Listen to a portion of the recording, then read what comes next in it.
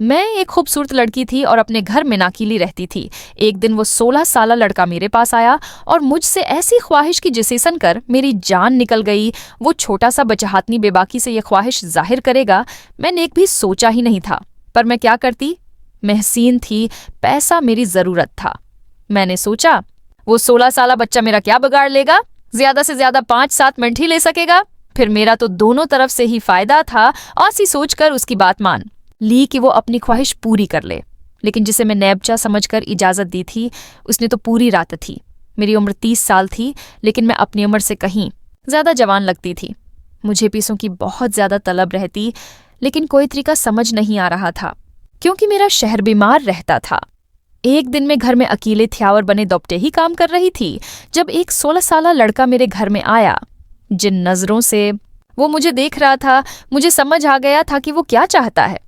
सलाम दुआ के बाद वह कहने लगा, मैडम, मैं तन्हा हूँ और अकेले ही आपसे मामला तय करना चाहता हूँ। एक दफा देखें, मैं आपको शर्मिंदा नहीं करूंगा, बल्कि आपकी जरूरत पर पूरा उतरेगा।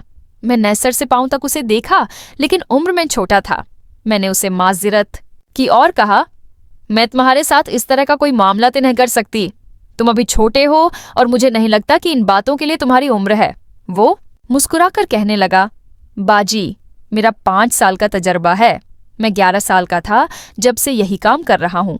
मेरे आगे पीछे कोई नहीं है, मैं अकेले ही अपने काम में माहिर हूँ। आप मुझ पर भरोसा करें, आपको पछताना नहीं पड़ेगा, बल्कि आप अपने फैसले पर खुश होंगी। अब की बार तो मैं वाकई हैरान हुई। वो बच्चा अकेले कैसे ये सब कह रहा था? मैंने उससे पूछा, तुम्हारे माँ बाप कहाँ हैं? वो कहने लगा, मैं तन्हा ही हूँ, वालिदैन जिंदा नहीं है। पहले यहाँ वहाँ की ठोकरें खाता था, फिर मैंने यह वाला काम शुरू हो गया और काम चल पड़ा। अब मैं मज़ीद काम बढ़ाना चाहता हूँ, इसलिए आपसे बात करने आया हूँ। अगर आप मेरा साथ देंगी तो मैं आपके भी बहुत काम आऊँगा। उसकी आखिरी बात सुनकर मैं चौंक गई थी। मुझे वाकई किसी ऐसे बच्चे की ज़रूरत थी जो ऊपर के काम काज कर दे, और वो खुद ही मुझे ऑफर कर रहा था। और फिर दूसरी बात ये थी, कहास के साथ मामलात तय करने पर मुझे हर महीना एक माकूल रकम मिल जाती, जिससे मेरा गुजारा आसानी से हो जाता।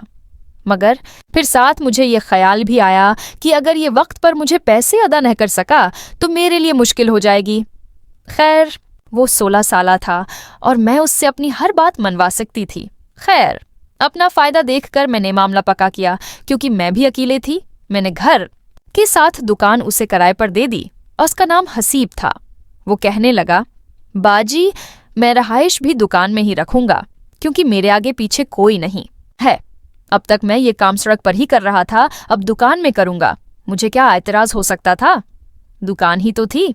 मैंने कहा, जो तुम्हें ठीक लगता है करो, बस मुझे वक्त पर पैसे दे देना। और फिर उस नेदकान में औरतों के सामान की कुछ चीजें लाकर डाल दें। और ये देखकर मैं हैरान रह गई कि हदुतीन दिन में ही उसका काम चल पड़ा था। सारा दिन वो दुकान खोलकर काम करता और उसकी दुकान पर औरतों का रश लगा रहता। रात के वक्त यही दुकान में सो जाता। इतनी मुद्दत में ये दुकान खाली पड़ी थी। पहले जब कभी ये दुकान किराए पर भी थी तो कोई ग्राहक आता ही नहीं था। कितनी दफा मैंने दुकान किराए पर चढ़ाई, मगर सब ने ही कहकर छोड़ दी कि ये जगह काम के लिए मुनासिब नहीं है। मैंने तो ये उम्मीद ही छोड़ दी थी कि कभी ये दुकान किराए पर भी चढ़ेगी। लेकिन इस बच्चे ने न सिर्फ मुनासिब कीमत पर उसे किराए पर लिया था, बल्कि उसने तो अपना काम भीचला लिया था। बस अजीब बात ये थी कि उस नेवर्तों का सामान दुकान में रखा था और औरतें नास बच्चे से सामान खरीदने आती थीं।